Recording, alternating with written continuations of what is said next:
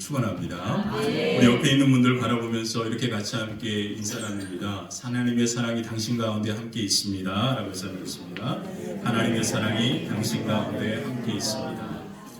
이 말이 바로 메리 크리스마스라는 말입니다. 자, 우리 다시 한번 우리 앞으로 이렇게 두 손 흔들면서 메리 크리스마스. 메리 크리스마스. 오늘 말씀의 제목은 은혜 위에 은혜라고 하는 제목으로 하나님의 말씀을 같이 함께 나누겠습니다. 오늘 과연 나에게 성탄절의 의미가 무엇입니까? 오늘 우리에게 성탄절은 어떤 의미가 있는지를 우리는 한번 질문해 보아야 합니다.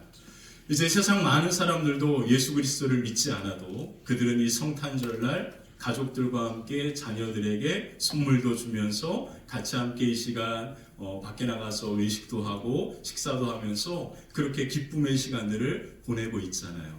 자, 그렇다면 과연 오늘 우리는 나에게 이 성탄절의 의미가 무엇인지를 우리는 다시 한번 생각해 보는 시간이 이 예배가 되어야 할 줄 믿습니다. 오늘 본문은요, 사도 요한이 우리에게 성탄절의 의미가 무엇인가를 가장 잘 말씀한 본문입니다. 기독교 역사에서 유명한 많은 목사님들이 계신데요.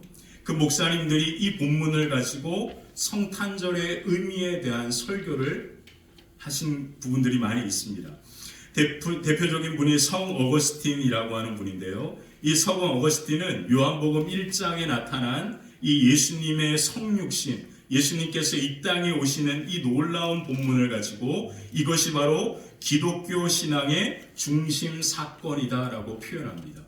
기독교 신앙에 우리의 신앙에 있어서 가장 중심에 놓여 있는 사건이 바로 예수님께서 이 땅에 오시는 이 말씀, 이 사건이라고 어거스틴은 이야기합니다.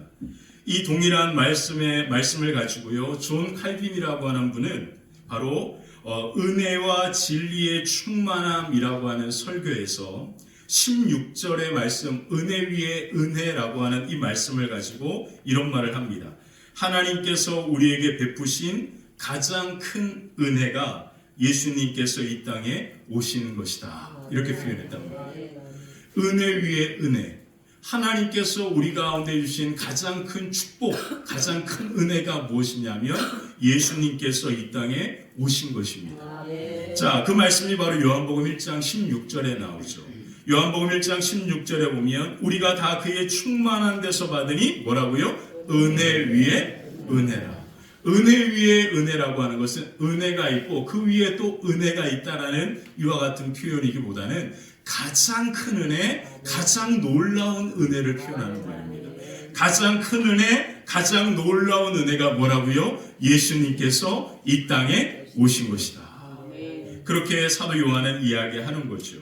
그러면서 사도 요한은 왜 예수님께서 이 땅에 오신 것이 우리에게 주신 하나님의 가장 큰 은혜인지, 은혜 위에 은혜인지에 대한 말씀을 그 다음에 이렇게 설명해 주고 있습니다. 우리 17절, 18절을 우리 한번 읽어보도록 하겠습니다. 율법은 모세로 말미암아 주어진 것이요 은혜와 진리는 예수 그리스도로 말미암아 온 것이라. 본래 하나님을 본 사람이 없으되 아버지 품속에 있는 독생하신 하나님이 나타나셨느니라. 아멘. 두 가지를 이야기합니다. 그 첫 번째는 뭐냐면 은혜와 진리가 누구로부터 왔다고요? 예수 그리스도로부터 왔다. 다른 말로 표현하면 오늘 우리에게 은혜와 진리의 시작은 예수님이 이 땅에 오심으로부터 시작되었다라는 의미입니다. 그래서 성경을 가만히 보면 구약에는 이 은혜라고 하는 말을 그렇게 많이 사용하지 않습니다. 다 보면 복이라 축복이라 이런 말을 많이 사용하죠. 근데 신약에 오면 그 복이라고 하는 단어가 뭐로 바뀝니까? 은혜라고 하는 말로 바뀌게 됩니다. 자, 그러므로 우리에게 은혜와 진리가 뭡니까? 변하지 않는 거잖아요. 변하지 않는 것이 무엇이 있을까요? 바로 하나님의 사랑인 거죠.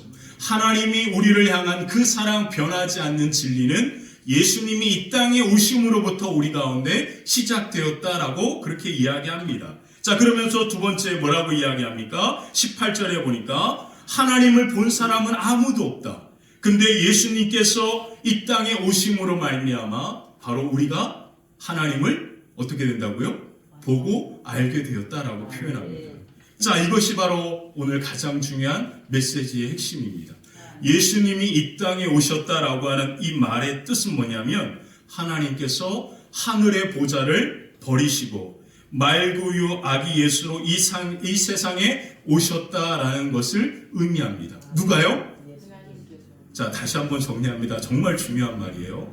우리는 예수님을 믿습니다라고 그렇게 표현할 때 예수님을 믿는다라고 하는 그 의미를 어떤 인간으로 태어난 예수라고 하는 생각에 관심을 갖습니다. 이게 우리의 대부분의 사람들의 생각인데요. 성경에서 말하는 예수는 하나님께서 인간의 몸을 입고 아기로 이 땅 가운데 태어나신 그 하나님을 가리켜서 뭐라고 부르는 겁니까? 어렵습니까? 그분을 누구라 부르는 거예요? 예수라 부르는 겁니다. 자, 그러므로 예수님은 누굽니까? 하나님께서 아기 인간의 몸을 입고 이 땅에 오신 것을 예수님이라 표현하는 거예요. 그러므로 예수님이 이 땅에 오신 것은 누가 이 땅에 오신 겁니까? 하나님께서 하늘의 보좌를 버리고 우리 가운데 오셨다라고 하는 그러한 의미입니다. 그래서 성탄절은 바로 예수님이 오셨다라고 하는 이 표현은 우리에게 어떤 의미가 있냐면 하나님께서 하늘의 보좌를 버리고 우리를 위하여 이 땅 가운데 오셨다라고 하는 이 모든 것들을 담고 있는 의미입니다. 이해가 되시죠? 자, 그래서 우리가 이해하기 위하여 바로 그분을 천사가 마리아와 요셉에게 알려준 대로 그 이름을 뭐라 부르게 됩니까? 예수라 부르게 되는 거예요. 그러므로 예수님은 하나님께서 하늘의 보좌를 버리고 이 땅 가운데 인간의 몸을 입고 이 땅 가운데 오신 것을 우리가 함께 기뻐하고 하나님 앞에 모든 영광을 올려 드리는 겁니다. 자, 그렇다면 왜 하나님께서 인간의 몸을 입고 이 땅 가운데 오셨을까요? 우리의 죄의 문제를 해결하기 위하여 죄 없으신 그 하나님께서 바로 인간의 몸을 입고 이 땅에 오신 그 예수께서 무엇을 지심으로 말미암아 십자가를 지시고 그 십자가의 보혈이 우리의 죄의 모든 문제를 해결하시고 부활하심으로 말미암아 우리가 하나님의 자녀가 된 것입니다. 이게 바로 복음인 거예요. 그래서 우리는 성탄절을 함께 모여서 예배하면서 성찬을 함께 나누면서 그 하나님의 그 놀라운 사랑, 그 은혜와 진리를 우리가 하나님 앞에 모든 영광을 올려드리면서 예배하는 겁니다. 이것이 바로 성탄의 의미인 거죠. 자, 그래서 사도 요한은 예수님께서 이 땅에 오심에 대하여 요한일서 4장에 이런 말로 이렇게 표현합니다. 요한일서 4장 9절에 보면요, 하나님의 사랑이 우리에게 이렇게 나타난 바 되었다. 하나님이 자기의 독생자를 세상에 보내셨다. 그분이 누굽니까? 예수님. 하나님이 그 독생자를 보내신 그것이 바로 하나님이 우리를 향한 사랑이 이와 같이 우리 가운데 나타나게 된 것이다 라고 표현합니다. 그러므로 예수님이 이 땅 가운데 오신 것, 그것이 곧 무엇이라는 거예요? 하나님이 우리를 향한 하나님의 사랑이다, 그렇게 이야기합니다. 예수님이 이 땅에 오심은 우리를 향한 하나님의 놀라운 사랑입니다. 자, 그래서 존 칼빈은 오늘 우리에게 그것이 바로 예수님이 이 땅에 오신 것이 바로 하나님이 우리를 향한 놀라운 사랑이기 때문에 그것이 하나님께서 우리에게 주신 가장 큰 은혜 위에 은혜라 그렇게 표현하는 거죠. 그러므로 예수님이 이 땅에 오신 그 하나님의 놀라운 사랑으로 오늘 우리가 살고 우리 가정이 살고 우리 자녀들이 살고 우리 화평교회가 살고 이 나라 이 민족이 살고 열방이 사는 놀라운 은혜와 축복이 가득하게 되시기를 주님의 이름으로 간절히 축원합니다. 그래서 오늘 본문 말씀을 통하여서 성탄절이 보여주는 하나님의 놀라운 사랑이 무엇인지에 대하여 어떻게 나타났는지에 대하여 함께 살펴보면서 말씀을 나누도록 하겠습니다. 그 첫 번째는요, 먼저 우리를 찾아오신 하나님의 사랑입니다. 다시 한번 말씀드립니다. 하나님의 놀라운 사랑, 그 첫 번째가 뭐라고요? 먼저 우리를 찾아오신 하나님의 사랑입니다. 예수님께서 이 땅에 오심은 우리를 향한 하나님의 놀라운 사랑이다라고 말씀드렸습니다. 이 사랑은 어떤 사랑이냐면 우리에게 먼저 다가오시는 하나님의 사랑입니다. 그래서 요한복음 1장 9절에 사도 요한은 이런 말로 이 말씀을 시작하는 거예요. 우리 9절을 한번 읽어볼까요? 참빛 곧 세상에 와서 각 사람에게 비추는 빛이 있었나니. 아멘. 자, 영어 성경으로 제가 거기다가 하나 써드렸는데요. 그게 뭐냐면 바로 하나님의 참빛이 이 세상 가운데 뚫고 들어왔다라는 말로 표현합니다. 하나님의 사랑은요, 세상 안에 침투하여 들어오는 사랑입니다. 아멘. 세상이 온전하고 아름다워서 하나님의 사랑이 온 게 아니고요, 죄악으로 가득하고 어두움이 가득한 그 세상을 뚫고 하나님의 사랑이 왔다라고 그렇게 아멘. 표현하는 거예요. 아멘. 참빛으로 어두움이 가득한 세상을 밝게 비추는, 그리고 어둠을 몰아내고 빛으로 생명이 다시 사는 놀라운 역사를 위하여 참빛 그 하나님께서 어두운 세상을 뚫고 우리 가운데 먼저 찾아오셨다라고 사도 요한은 이야기합니다. 자, 그렇다면 모든 사람을 비추는 참빛이 누구입니까? 아닙니다.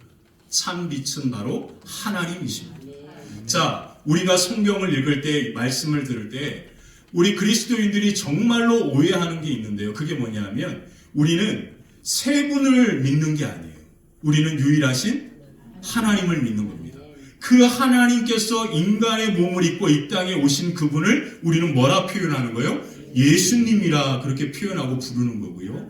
그리고 그 예수님이 십자가의 부활의 영광 가운데 하나님의 보좌 우편에 올라가시면서 우리를 고아처럼 내버려 두지 아니하시고 우리와 함께 하시는 보혜사 성령님, 우리와 함께 하시는 하나님을 가리켜 우리는 뭐라고 성경은 표현합니까? 성령님이라 그렇게 표현하는 겁니다.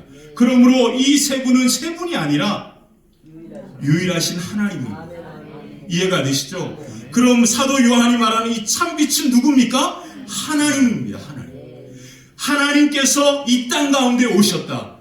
그 분을 우리는 뭐라고 부릅니까? 예수님이라 부르는 거예요. 헷갈리지 않죠? 잘 따라오고 계시죠? 절대 헷갈리시면 안 됩니다. 이렇게 헷갈리면 우리는 자꾸 오해를 하는 거예요. 이게 삼위일체라고 하는 중요한 신학인데 이 신학이 왜 우리에게 이렇게 정립이 됐냐면 우리가 그 하나님을 이해하기 위한, 우리 머리로 조금 더 쉽게 이해하게 하기 위하여 만든 것인데 오히려 이게 우리를 더 헷갈리게 만든 거예요. 우리는 막 새 사람을 믿는 것처럼 막 이런 식으로 이해하니까 문제가 발생하는 거예요. 우리는 살아계신 하나님을 믿는 거예요. 자, 참빛. 그 참빛, 그분이 누구십니까? 하나님이십니다. 하나님이 참빛이라고 하는 이 말은 유일하신 빛이다라는 표현인데요. 왜 이렇게 표현했을까요? 그 이유는 뭐냐면 바로 하나님께서 그 빛을 뭐 하셨기 때문입니까? 창조하셨기 때문에 그렇습니다. 창세기 1장 3절에 하나님이 이르시되 빛이 있으라. 그렇게 했더니 빛이 있었다라고 표현하잖아요. 그러므로 빛을 존재하게 하신 그분이 누굽니까? 참빛인데 그분이 바로 하나님이신 거죠. 참빛 하나님, 참된 빛 되신 하나님께서 세상을 뚫고 시간과 공간의 모든 제한을 넘어서 우리 가운데 뭐 하신 거예요? 찾아오신 겁니다. 이것을 하나님의 놀라운 사랑이라 표현하는 거예요. 이 참빛, 이 세상에 오신 그 하나님을 우리는 예수님이라 부르면서 마태복음 1장 21절에 천사가 마리아에게 뭐라고 이야기합니까? 아들을 낳을 건데 그 이름을 뭐라 하라? 예수라 불러라. 그가 바로 자기 백성을 그들의 죄에서 구원할 자, 메시아라고 그렇게 그 이름에 대하여 알려주잖아요. 그러므로 우리가 하나님을 찾고 사랑하는 것이 아닙니다. 하나님께서 먼저 우리를 사랑하셔서 시간과 공간의 제약을 뚫고 어두운 세상을 뚫고 우리 가운데 뭐 하신 거예요? 찾아오신 겁니다. 저와 여러분들이 하나님을 믿고 그 하나님을 찾아서 하나님의 사랑, 그 은혜를 우리가 알게 된 게 아니라 하나님께서 먼저 세상을 뚫고 우리 가운데 찾아오셨기 때문에 그 하나님의 놀라운 사랑으로 인하여서 우리는 그 하나님의 사랑을 알게 되고 깨닫게 되고 또 그 사랑 가운데 살아가게 되는 겁니다. 오늘 우리가 우리를 찾아오신 참빛 되시는 예수님 하나님으로 말미암아 우리의 삶의 모든 어두움이 사라지고 생명의 빛을 얻는 놀라운 역사가 우리 가운데 임하게 될 줄 믿습니다. 그래서 사도 요한은요, 요한복음 8장 12절에 이런 말씀을 하는 거예요. 12절을 같이 한번 읽어볼까? 함께 읽겠습니다. 예수께서 또 말씀하여 이르시되 나는 세상의 빛이니 나를 따르는 자는 어둠에 다니지 아니하고 생명의 빛을 얻으리라. 아멘. 나는 세상의 빛이다. 예수님께서 이렇게 말씀하십니다. 그 이유는 뭡니까? 예수님께서 누구시니까? 하나님이시니까. 그래서 하나님이신 예수님께서 나는 세상의 뭐라고요? 빛이다 라고 말씀하는 거예요. 그러면서 빛 대신 그 하나님의 놀라운 사랑으로 말미암아 어떤 은혜가 임하게 되었습니까? 12절에 보니까 나를 따르는 자는 뭐 하지 않는다? 어두움에 다니지 않는다. 아멘이십니까? 아멘. 그리고 뭐라고 이야기합니까? 생명의 빛을 얻게 된다. 그러므로 빛 대신 예수님, 그리고 참빛 대신 그 하나님의 놀라운 사랑으로 말미암아 우리의 가정의 어두움이 떠나가게 될 줄 믿습니다. 오늘 저와 여러분 가운데 생명의 빛을 얻고 우리 가정과 우리의 삶이 사는 놀라운 역사와 은혜가 임하게 될 줄 믿습니다. 윌리엄 홀만헌트라고 하는 미술가가 그린 바로 그 제목 중에 세상의 빛이라고 하는 유명한 그림, 제가 몇 번 보여드린 적이 있는데요. 이 그림이 있습니다. 원래 이 그림은요, 원래 하나였어요. 그래서 옥스퍼드에 있는 대학에 이 그림이 원래 소장되어 있었는데, 홀만헌트가 이제 인생의 마지막 시간에 이 그림을 자기가 원래 그렸던 그림보다 한 3-4배 크기의 그림을 그립니다. 그리고 이 그림이 전 세계 그렇게 전시를 다니다가 이 그림이 최종적으로 마지막 런던에 있는 세인트 폴이라고 하는 성당에 이 그림이 이제 전시가 되게 되는 거예요. 이 그림이 바로 세상의 빛이다라고 하는 이 그림인데요. 이 그림은 바로 우리가 잘 아는 것처럼 예수님께서 무엇을 들고 있습니까? 등불, 빛을 들고 있는 거예요. 자, 예수님께서 빛을 들고 있죠. 그리고 그 문 앞에 서 있는데 그 문에 뭐가 가득합니까? 숯불이 가득합니다. 다른 말로 표현하면 그 문은 한 번도 열려진 적이 없는 문을 표현하는 거예요. 숯불이 가득한 이 문이 바로 무엇을 의미할까요? 우리의 마음의 문이라고 하는 거예요.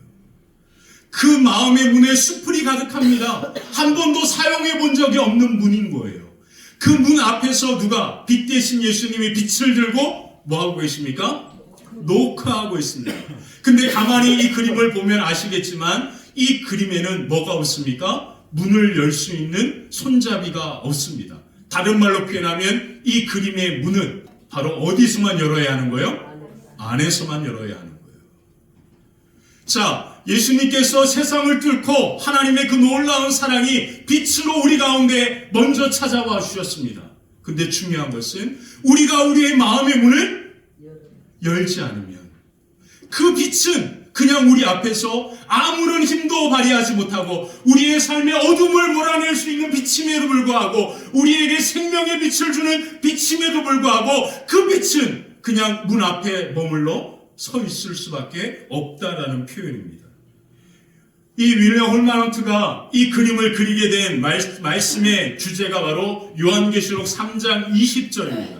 요한계시록 3장 20절 너무나 우리가 잘 알고 있어요. 뭐라고 이야기합니까? 볼지어다 내가 문 밖에 서서 두드리노니 누구든지, 저는 이 말이 너무 좋은 거예요. 누구든지 제한을 주지 않았습니다. 내가 지금 내 마음의 문 앞에서 빛을 들고 두드리고 있다.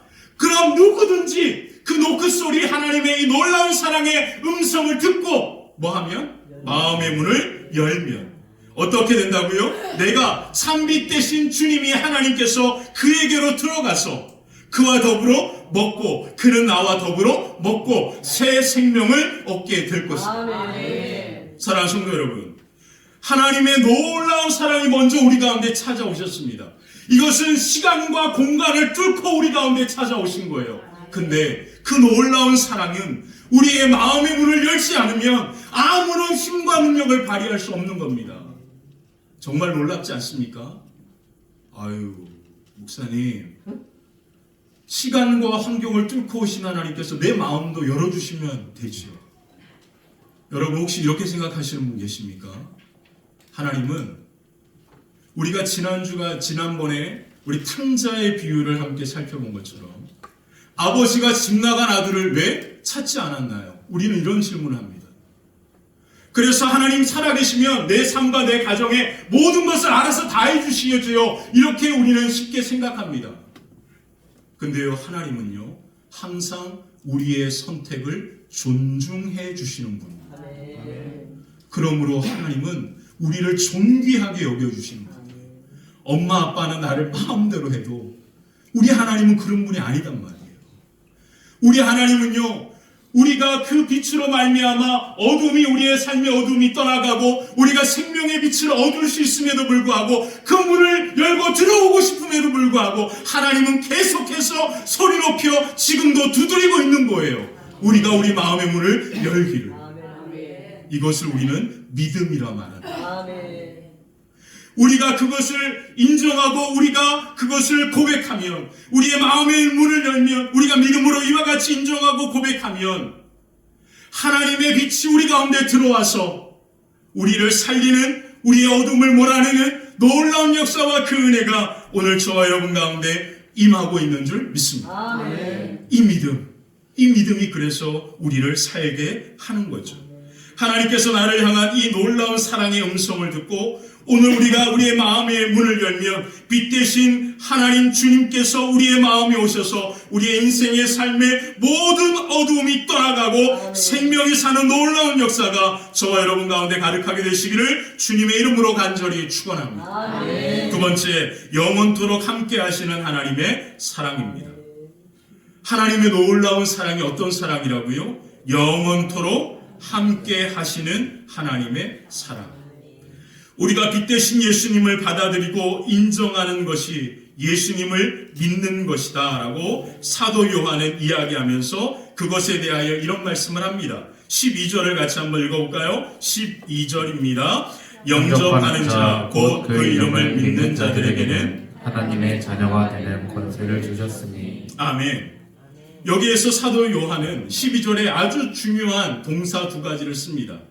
하나님을 영접하는 것은 받아들이는 것, 그리고 하나님을 믿는 것은 그분을 인정하는 것이다 라고 하는 거예요. 그러므로 하나님의 그 놀라운 사랑을 우리가 받아들이고 그것을 인정하는 것이 무엇입니까? 믿음입니다. 믿음. 자, 다시 한번 말씀드립니다. 믿음이 뭐라고요? 믿음은요, 하나님께서 나를 이처럼 놀랍도록 사랑하신다라고 하는 사실을 우리가 뭐 하는 거? 받아들이는 거. 그리고 그것을 내가 입술로 고백하고 인정하는 것이 믿음입니다. 그래서 믿음은 머리로 아니라 가슴으로 해야 하는 것입니다. 마음의 문을 열어야 하고 그 놀라운 사랑을 가슴으로 품을 때 비로소 우리의 삶의 그 사랑이 놀랍게 역사하게 되는 겁니다. 예수님께서 이 땅에 오신 거 우리 머리로 다 합니다. 근데 하나님은 오늘 홀마운튼 우리에게 무엇을 말합니까? 그것은 우리의 마음의 문으로 열어야 한다. 우리가 머리가 아니라 마음이다. 그렇게 표현하잖아요. 그러므로 우리의 신앙은 머리에서 아는 것에서부터 머물면 안 되고 그것이 어디로 와야 돼요? 가슴으로, 마음으로 그렇게 와야 합니다.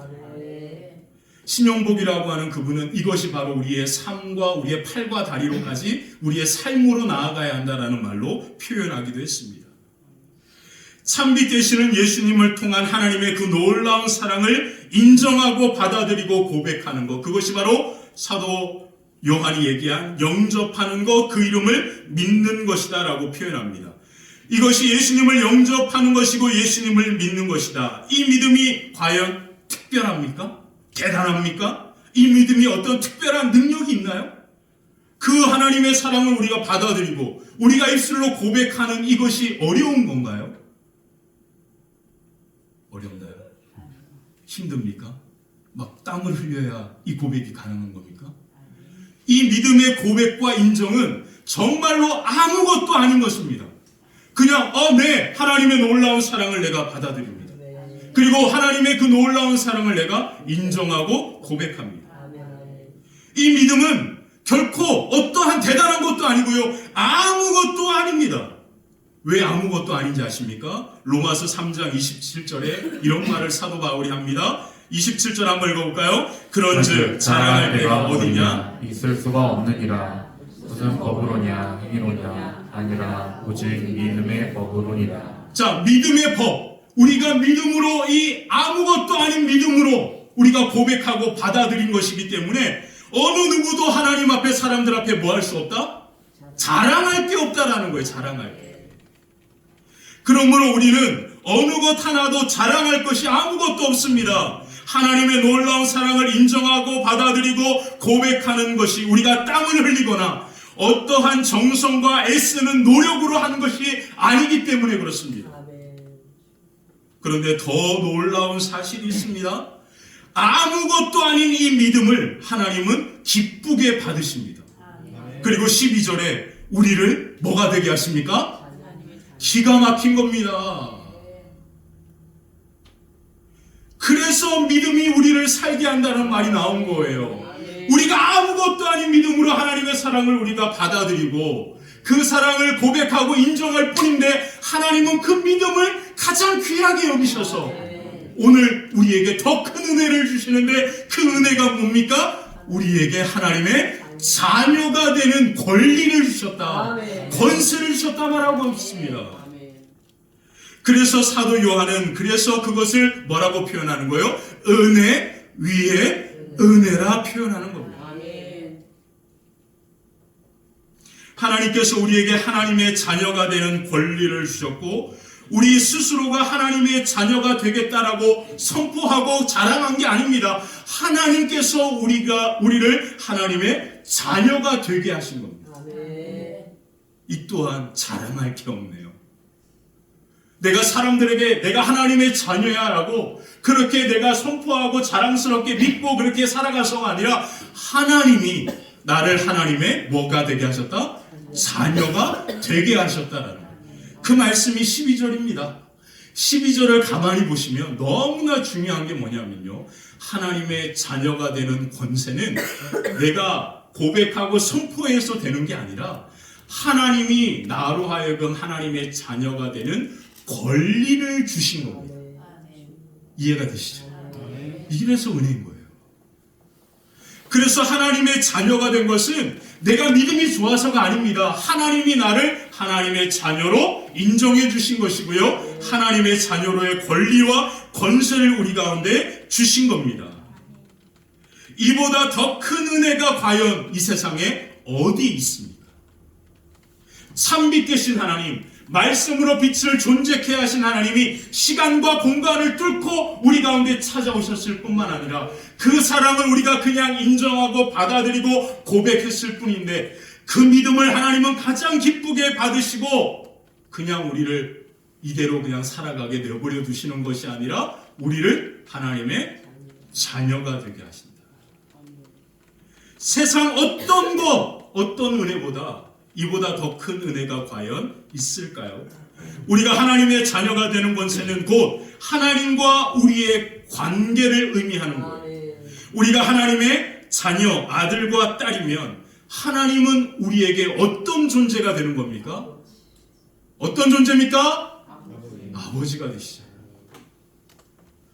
우리에게 하나님이 자녀되는 권세를 주셨다라는 말의 핵심은 내가 하나님의 아들이야, 이게 핵심이 아니고요, 하나님께서 나의 좋은 아버지가 된다, 이게 핵심입니다. 사랑하는 성도 여러분,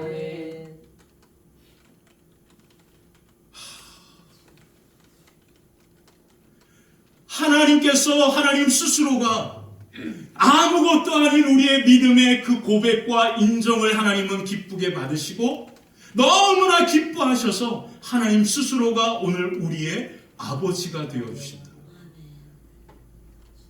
이게 은혜인 거죠. 내가 하나님의 아들이야, 이게 은혜가 아니고요, 하나님께서 우리의 아버지가 되어주신다, 이게 은혜인 겁니다. 사랑하는 성도 여러분, 하나님께서 여러분들의 아버지십니까? 정말 그렇게 오늘 살아셨어요? 오늘 이 자리에 그렇게 그런 마음을 모셨습니까? 정말 하나님이 나의 아버지처럼 그렇게 믿음으로 그 기쁨 가운데 오늘 이 자리에 오셔서 하나님 앞에 예배하며 영광 돌리고 계십니까? 정말로 하나님이 여러분들의 아버지십니까? 그 그렇다면 여러분들은 이제 더 이상 두려워해서는 안 돼요. 아멘. 절대로 염려할 수도 없습니다. 아멘. 하나님은 우리의 아버지십니다. 마귀는요 끊임없이 오늘 저와 여러분들에게 어떤 마음을 주냐면 내가 하나님의 아들이야, 내가 하나님의 딸이야, 이거에 집중하게 만듭니다.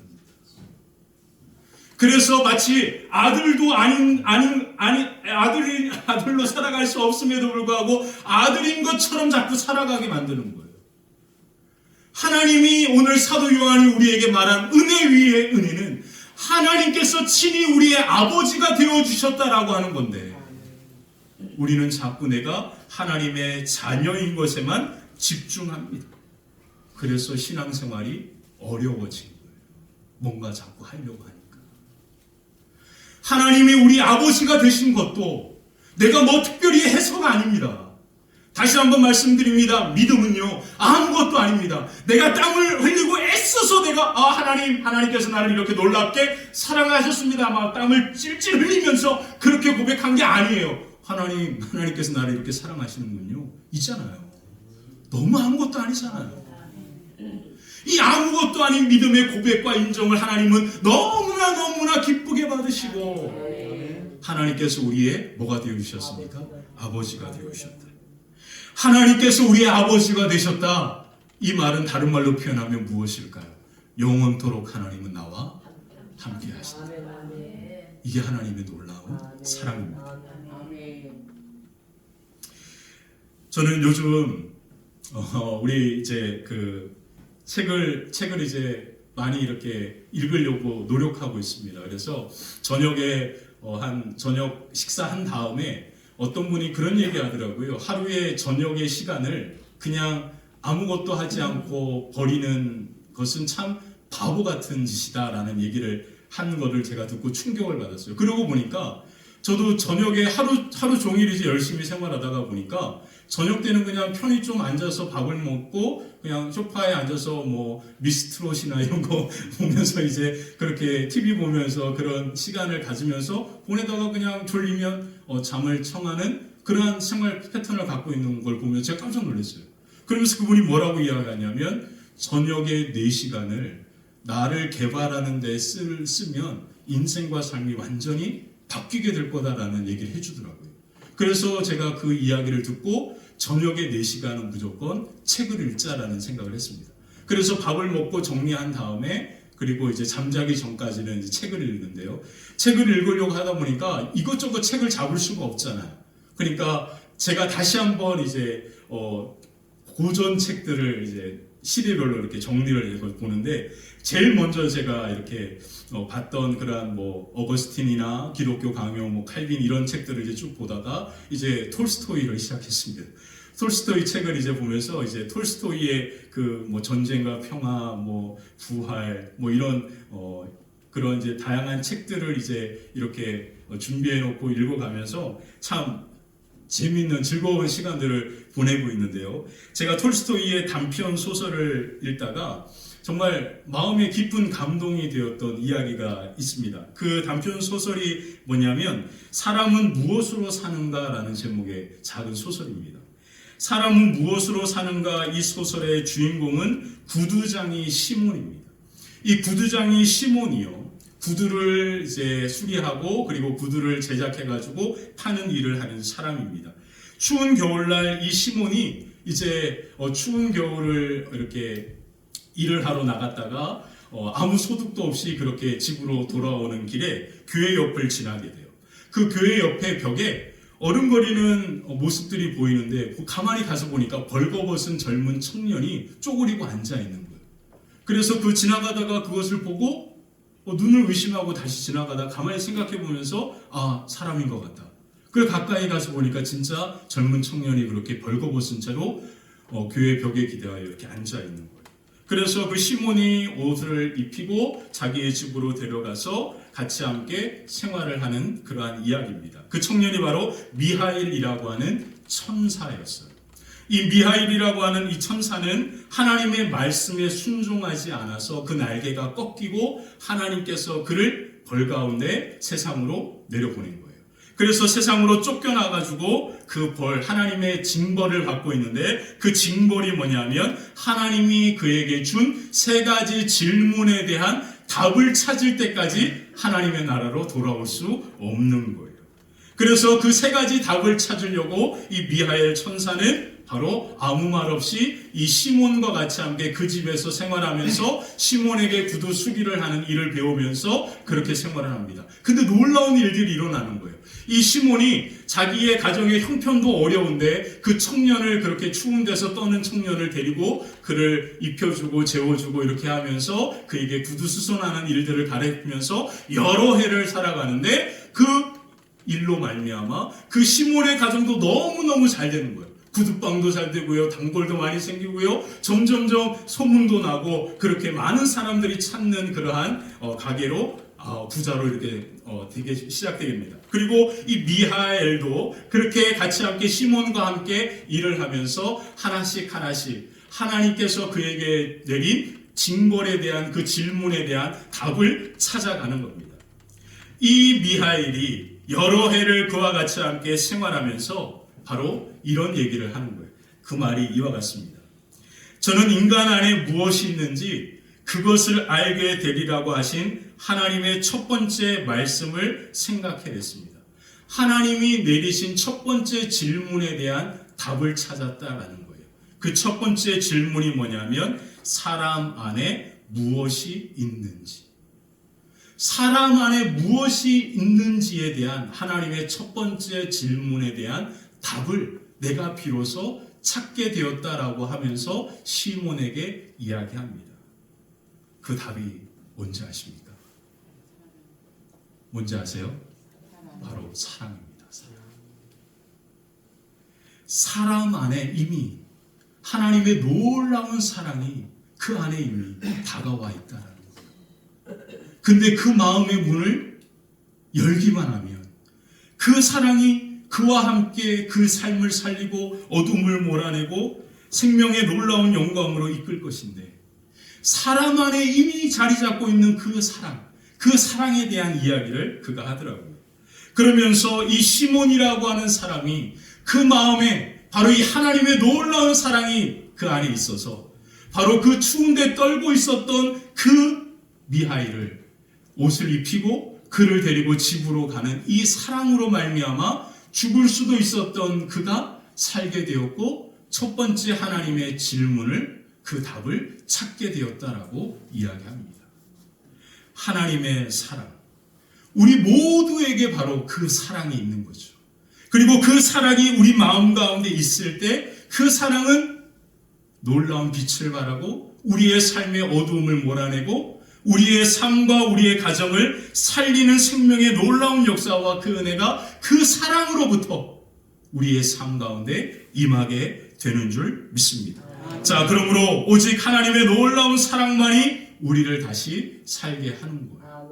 그래서 먼저 다가온 그 하나님의 놀라운 사랑을 우리가 마음을 열어서 그 놀라운 사랑의 빛을 우리의 가슴으로 가득 품으시고, 그리고 하나님이 우리의 좋은 아버지가 되신다라고 하는 그 놀라운 은혜 위에 은혜를 기억하고 오늘도 여전히 하나님께서 우리와 함께 하심을 우리가 믿고 바라보면서 그 하나님의 은혜로 말미암아 그 사랑의 빛으로 말미암아 우리의 삶의 모든 어두움과 두려움과 염려와 근심과 우리 육체의 아픔과 고통과 모든 슬픔이 다 떠나가고 생명이 사는 놀라운 역사와 그 은혜가 저와 여러분 가운데 가득하게 되시기를 주님의 이름으로 간절히 축원합니다. 아멘. 기도하고 성찬하겠습니다.